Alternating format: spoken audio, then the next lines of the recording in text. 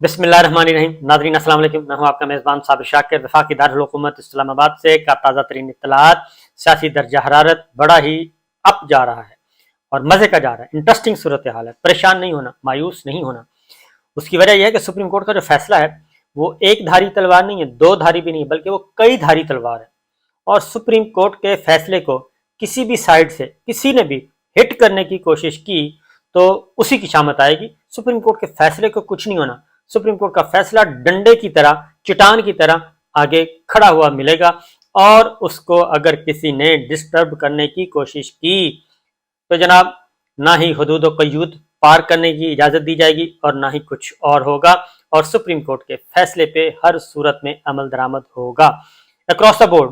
मैं आपको फिर कह रहा हूं कि सुप्रीम कोर्ट का फैसला कई धारी तलवार है और अगर उसको आप गौर से पढ़ें। असल एक मसला यह है कि हमारे जो हुक्मरान लोग हैं, ख़ास तौर पे नून लीग ने आज तक कोई भी फैसला, किसी भी अदालत का कोई भी फैसला पढ़ा ही नहीं है और पढ़े बगैर वो शुरू हो जाते हैं और इस तरीके से शुरू हो जाते हैं कि उनको पता चलता है कि 15-20 दिन के बाद कि हो ये क्या हो गया, ये भी इसमें लिखा हुआ था, ये भी इसमें लिखा हुआ था। उसको गौर से पढ़ें। सुप्रीम कोर्ट का फैसला गौर से पढ़ने वाला होता है और 3-3 4-4 दफ़ा पढ़ने के बाद उसके बाद समझ आता है कि इसमें लिखा क्या है। इसलिए जी एक तो बात जहन में रखिए। दूसरा, बिल्कुल मुझसे लोग पूछ रहे हैं, आप जो मेरे फॉलोअर्स हैं, दोस्त हैं सारे, वो मुझसे पूछते हैं कि ये जो मामला है जी, रेफरेंस आ जाएगा चीफ जस्टिस ऑफ पाकिस्तान के खिलाफ, फिर ऑनरेबल जजेस जस्टिस एजाजुल हसन के खिलाफ रेफरेंस आ जाएगा और जस्टिस मुनीब साहब के खिलाफ आ जाएगा। वो ये तो बहुत ज़्यादा मसाइल पैदा हो जाएंगे, तो आप कैसे कह सकते हैं? तो मैं बारी बारी आपको बता देता हूँ कि नंबर 1, रेफरेंस आ नहीं सकता। उसकी वजह कि पहली बात है कि इल्ज़ाम क्या है, रेफरेंस किस बात पे आएगा और उसकी रेफरेंस वो है किधर, रेफरेंस की किसने मंजूरी दी है? वफाकी काबीना ने मंजूरी दी है, वो किधर है? कोई है इजलास किसी किस्म का? सेक्रेटरी काबीना से पूछें फ़ोन करके, उनसे पूछ लें कि वो बताएंगे आपको वफाकी काबीना के इजलास में क्या हुआ और जब अफसरों को निकाला गया था उससे पहले क्या बहस हुई थी। अफसरों ने क्यों खुद ही कहा कि जनाब अब हमें जाने दें, अब आप करें और आपका जाने काम। ये सारा कुछ क्यों हो रहा है? वो मिनट्स किधर हैं? वफाकी काबीना के दोनों के इजलासों के मिनट्स किधर हैं? रिकॉर्ड किधर है? कुछ तो होगा ना।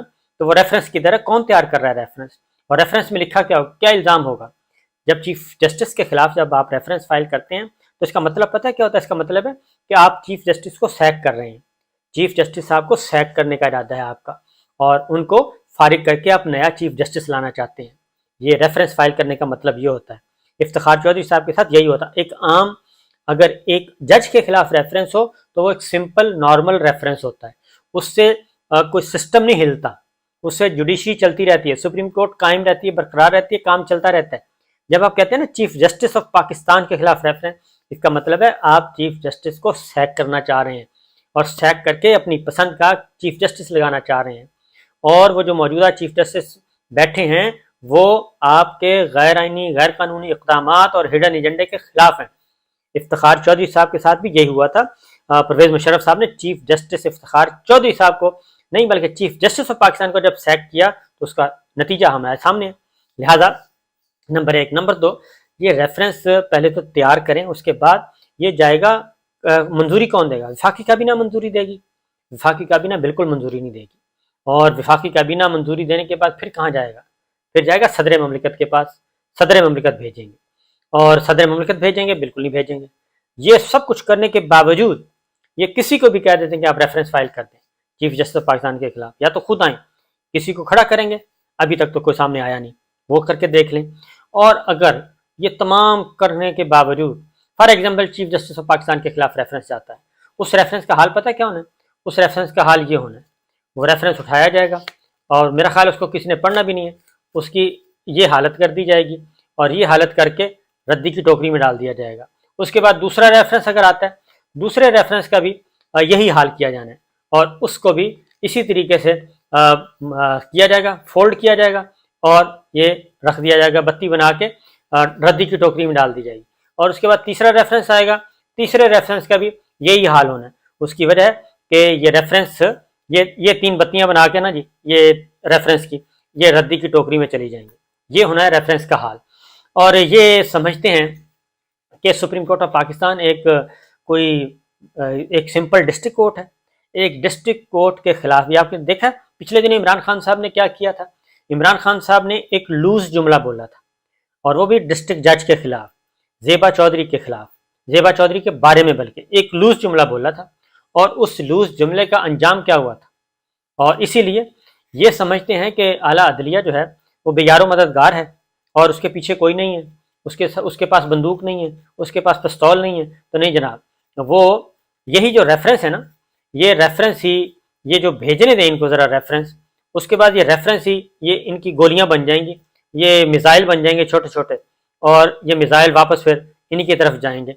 तो ये पहले हो चुका है इफ्तिखार चौधरी साहब के साथ, ये किया। उसके बाद जस्टिस काजी फाइज ईसा साहब के साथ क्या हुआ, क्या वो हो गया रेफरेंस।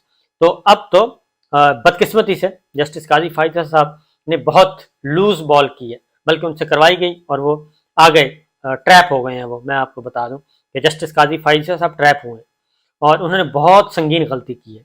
और जो उन्होंने एक तो ऑर्डर पास किया, और उसके बाद जो काबीना सेक्रेटरी काबीना को खत लिखा है ना जी, वो बहुत उनसे बहुत बड़ी गलती हो गई है। वो कोड ऑफ कंडक्ट की खिलाफवर्जी कर बैठे हैं, और अब उन पे जो सुप्रीम कोर्ट के अंदर, supreme court with in supreme court जो एक कॉन्सेप्ट था, वो बिल्कुल साबित हो गया है कि ये एक पैरेलल जो है, ये एक काम चल रहा था, ये उनसे गलती हुई है। और मेरा नहीं ख्याल कि उस गलती का खमियाजा जो है उनको ना भुगतना पड़े। मुझे लग रहा है कि वो संगीन, और इसीलिए गुजरांवाला बार ने जस्टिस काजी फाइज साहब और जस्टिस मोहम्मद अमीनुद्दीन साहब के खिलाफ रेफरेंस फाइल करने का फैसला किया है। और ये एक संगीन मामला है, क्योंकि कोड ऑफ कंडक्ट जो है, जजिस का कोड ऑफ कंडक्ट बड़ा सख्त है, और उसमें ये फिर जुडिशरी की अपनी प्रेस्टीज का इशू होता है, और ये इंटरनल डिसिप्लिन इशू होता है। तो अब देखते हैं इस पे क्या होता है। तो बहरहाल जी, ये रेफरेंस फाइल करके देख लें, तो रेफरेंस का नतीजा जो होना है वो मैं आपको बता चुका। पहली बात है, होना ही नहीं है। अब बातें हैं, क्या ये बातें क्यों इस तरह की कर रहे हैं, ये बातें इसलिए कर रहे हैं कि इनको ये जा रहे हैं बंद गली की तरफ जा चुके हैं, बल्कि अब इनको भागने का कोई रास्ता नहीं मिल रहा, और ये समझते हैं कि चोरी, सीनाजोरी, ताकत, घमंड, गुरूर, तकब्बुर और उस तरीके से करके हम 1997 के नताइज हासिल कर लेंगे। ये 1997 नहीं है। पहले भी नवाज शरीफ साहब को अल्लाह ताला ने जब इक़्तिदार दिया दोबारा 2013 में, और 2007 में वो वापस आए, 2013 में उनको इक़्तिदार मिला प्राइम मिनिस्टर के तौर पे, तो वो 1997 में थे। 1997 से वो बाहर निकल ही नहीं रहे थे, और वहीं से उन्होंने अपनी सियासी इनिंग्स दोबारा से शुरू की, और अब फिर देख लें कि वो किस अंजाम को है। और यही मसला है, अब भी वो अपना हर जो है ज़माने वो पीछे, मेरा एक तो उनका एडवाइज़र बताते नहीं है कि दुनिया बदल गई है, ज़माना बदल गया है, और हज़ार तरह की टेक्नोलॉजी आ चुकी है, लोगों में शऊर आ गया है, नौजवान नस्ल पाकिस्तान की वो जाग चुकी है, और अब एक खबर जो है वो एक सेकंड ज़ाया किए बगैर एक कोने से लेकर दुनिया के दूसरे कोने में सिर्फ एक लम्हे में पहुंच जाती है। एक ट्वीट करने की ज़रूरत होती है, और एक लम्हे में पूरी दुनिया में वो फैल जाती है। तो ये उनको बताया नहीं किसी ने, इसलिए ये 1997 वाली टेक्नोलॉजी, वही स्ट्रेटेजी, वही स्क्रिप्ट, वही साजिश, वही प्लान करके वो फौज से भी टक्कर लेना चाह रहे हैं। मैं आपको बड़े खुल के बता रहा हूँ कि ये जो है ना सुप्रीम कोर्ट को जेर करने की कोशिश, ये chief justice of Pakistan Umar Ata Bandial साहब को जो जेर करने की कोशिश है, वो ये सिर्फ चीफ जस्टिस ऑफ पाकिस्तान नहीं है, इसके बाद वो यहीं से वो ताकत हासिल करेंगे। इसके बाद वो आर्मी चीफ को, उसके बाद उनकी बारी होगी आर्मी चीफ की, आर्मी चीफ पे वो करेंगे। जनरल जहांगीर करामत को फारिग कर चुके हैं इसी तरीके से, फिर वो करेंगे आर्मी चीफ को, फिर वो करेंगे DGISI को, फिर वो करेंगे फौज को। ये वो करना है उन्होंने, ये जहन से निकालने के वो नहीं करेंगे, वो ये कर रहे हैं। इसलिए ये स्ट्रेटेजी इनकी कामयाब नहीं होनी। ये 1997 नहीं है, 2023 है। बहरहाल शौक पूरा कर लें। और इसलिए अब ये हो क्या रहा है, हो ये रहा है कि धमकियां शमकियां दी जा रही हैं, और कुछ भी नहीं है। दूसरी जानिब इलेक्शन का प्रोसेस शुरू हो चुका है, और इलेक्शन कमीशन ऑफ पाकिस्तान ने, जो सुप्रीम कोर्ट ऑफ पाकिस्तान ने शेड्यूल दिया था, उस शेड्यूल के अकॉर्डिंगली अपने जारी कर दिया है, और कल से प्रोसेस शुरू हो जाएगा, और प्रोसेस शुरू होने के बाद इलेक्शन की तरफ जाया जाएगा। अब जो जस्टिस, एक और बात बता दूं कि सेक्रेटरी डिफेंस आखिरी जो मिले उनसे, वो सेक्रेटरी डिफेंस थे, चीफ जस्टिस ऑफ पाकिस्तान थे, चेंबर में वो लिफाफा दिया जो बंद, अगर उसमें लिखा होता कि हालात बहुत ही ख़राब हैं, बदतर हैं, तो सुप्रीम कोर्ट ऑफ पाकिस्तान जो है जो फुल बेंच समाअत कर रहा था, वो कुछ ना कुछ तो उससे होता मुतासर, लेकिन उसमें पंजाब की सूरत हाल को तसल्ली बख्श करार दिया गया है, इलेक्शन के लिए फिट करार दिया गया है। और दूसरा ये कि ये जो कह रहे हैं कि पूरी काबीना को लपेट में ले लिया जाए, पूरी काबीना फैसला करेगी, रेफरेंस फाइल करना है, पूरी काबीना फैसला करेगी, सुप्रीम कोर्ट के फैसले को रिजेक्ट कर दिया है, पूरी काबीना फैसला करेगी हमने अदम एतमाद कर दिया है, पूरी काबीना फैसला करेगी कि जजेस हम कदम कदम पे पूरी काबीना को लेके चलेंगे, तो कैसे मुमकिन है जी? 85 रुकनी काबीना को तौहीन अदालत का नोटिस होगा और सुप्रीम कोर्ट इन 85 आदमियों को गिरा देगी। तो इत्तलान अर्ज है कि सुप्रीम कोर्ट ऑफ पाकिस्तान वो पूरी रस्सी के पीछे नहीं जाती, वो रस्सी की जो सिरे पे गांठ है ना, सिर्फ वो पकड़ती है और उसको खोलती है, और कुछ नहीं करती सुप्रीम कोर्ट ऑफ पाकिस्तान। उन्होंने सिरे को पकड़ना है और सिरे पे होंगे, पहले सिरे पे हैं इसहाक डार साहब और अगले सिरे पे होंगे शहबाज शरीफ साहब।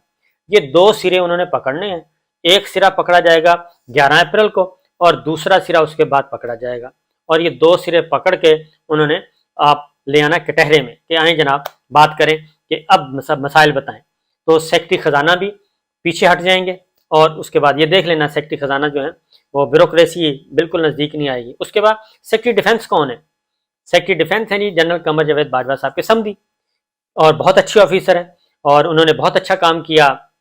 ये जो हुआ था कोरोना के दिनों में उन्होंने बहुत अच्छा काम किया, और उस पूरे यूनिट के मिलिट्री साइड से वो हेड कर रहे थे, इधर से असद उमर साहब ओवरऑल इंचार्ज थे, तो अच्छे ऑफिसर हैं हमूदुज़्ज़मान साहब। और क्या वो अपना कैरियर तबाह करेंगे? 3 स्टार के तौर पे रिटायर हुए, अब सेक्रेटरी डिफेंस है, क्या वो अपना कैरियर तबाह करेंगे? क्या वो तौहीन अदालत अपने ऊपर लगवाएंगे? ये नहीं हो सकता, इसलिए फंसना इन्होंने ही है, ये करके देख लें, ये फंसेंगे यही, लिहाजा फिक्रमंद होने की जरूरत नहीं है। दूसरी पर अगली बात बता दूं, पिछले व्लॉग में मैंने कुछ ढके छुपे अंदाज में बताया था, अब जरा मैं खुल के बता दूं, वो ये है कि ना ही आर्मी चीफ चाहेंगे कि उनको तौहीन अदालत का नोटिस इशू हो, और ना ही DGI SI चाहेंगे कि उनको भी तौहीन अदालत का नोटिस इशू हो।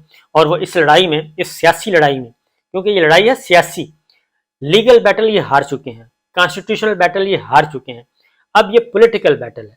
आइन और कानून की हद, जैसे वो बाजवा साहब कहते थे ना कि नवाज शरीफ साहब को कि जी मैंने नवाज शरीफ साहब से कहा कि इस मामले में हम नहीं आएंगे सुप्रीम कोर्ट के मामले में। देखिए आप बाजवा साहब कितने थे, महाफनकार थे, लेकिन वो भी सुप्रीम कोर्ट के मामले पे वो कहते हम नहीं आएंगे सुप्रीम कोर्ट के, ये नवाज शरीफ साहब आप जाने और सुप्रीम कोर्ट जाने, इस तरफ हम नहीं आएंगे।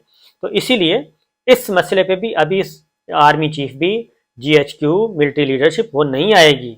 उनको अंदाजा है कि ये तो पॉलिटिकल बैटल लड़ रहे हैं, ये तो सियासी लड़ाई लड़ रहे हैं, और सियासी लड़ाई के चक्कर में ये तो सब कुछ सियासतदानों का क्या है, तलाल चौधरी को कुर्बान कर दिया, निहाल हाशमी को कुर्बान कर दिया, दानियाल अजीज को कुर्बान कर दिया, ये तो कुर्बानियां देते रहते हैं, ज़िबा करते रहते हैं और उसके बाद फिर वापस आ जाते हैं। तो लिहाजा ऐसा कोई इम्कान नहीं है।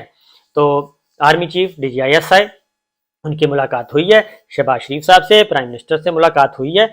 उस मुलाकात में क्या हुआ क्या नहीं ये तो वही जानते हैं, लेकिन हम सिर्फ इतना जानते हैं कि वहाँ पे भी एक जैक ब्रांच है GHQ में भी, जो साथ ही साथ आर्मी चीफ को अगर ज़रूरत पड़े तो वो इंडिपेंडेंट ओपिनियन भी बाहर से ले लेते हैं। तो उस ओपिनियन में यही बताया गया है कि जनाब ये फैसला आ चुका है और 3 ऑनरेबल फुल बेंच का जो फुल बेंच है वो बैठा है और वो इस पे मॉनिटरिंग कर रहा है। लिहाजा उस तरफ से भी यही इतला है कि जनाब हम इस मामले में आइन और कानून से तजावुज़ नहीं करेंगे, आइनी और कानूनी हदूद और क़यूद के अंदर रहते हुए ही हम एपॉलिटिकल और न्यूट्रल हैं, इससे ज़्यादा कुछ नहीं। लिहाजा आप जो भी फैसला करेंगे उसका खमियाजा जो है पॉलिटिकली वो आप खुद भुगतेंगे, और अगर इस मामले में कोई लीगल बैटल और कॉन्स्टिट्यूशनल बैटल अगर आपने सुप्रीम कोर्ट से टकराना है तो उसके जिम्मेदार भी आप खुद होंगे। बिल्कुल उसी तरीके से जैसे मेमो, मुझे याद आ रहा है, मेमो का वाक़या सुना देता हूँ, उससे आप अंदाज़ा कर लेंगे। मेमो जब हुआ तो नवाज शरीफ साहब को काला कोट पहनाया गया ख्वाजा आसिफ साहब के कहने पे, ख्वाजा आसिफ साहब थे और नवाज शरीफ साहब थे, काला कोट पहना नवाज शरीफ साहब ने, फ़ौरन पहुँच गया इफ्तिखार चौधरी साहब की अदालत में मेमो गेट आ गया जी, और बहुत बड़ा स्कैंडल आ गया जी, और ये हो गया वो हो गया, मिसाक जमहूरियत भी गया, सब कुछ गया, सारे माहदे भी तहस नहस कर दिए मियाँ साहब ने, और मेमो गेट पे लग गए। उसके बाद जब मेमो गेट चला तो मियाँ साहब ने जब पीछे मुड़ के देखा तो ना तो उनको DISI नजर आए थे और ना ही army chief general Ashfaq Parvez Kayani नजर आए थे। उसके बाद भी अगला जब हुआ, अब अगला, यह मुझे इफ्तिखार चौधरी साहब चीफ जस्टिस, मुझे उन्होंने खुद बताया। मैंने पूछा कि मेमो का क्या बना, उन्होंने कहा जी कि वो पाशा साहब DGISI वो तो आ गए अपना बयान लेके, और वो तो अपेयर हो गए, तो उन्होंने पीछे मुड़ के देखा तो अशफाक परवेज कैनी साहब नहीं थे। अशफाक परवेज कैनी साहब ने अपने जैक ब्रांच की तरफ से उन्होंने अपना जवाब दाखिल करवाया था, खुद नहीं करवाया था, कैनी साहब के दस्तखत ही नहीं थे। तो लिहाजा जब ये उस्ताद आन पड़ती है तो फिर पीछे कोई नहीं खड़ा होता। तो बस इतना ही बताना था, इजाज़त दीजिए, अल्लाह हाफिज़।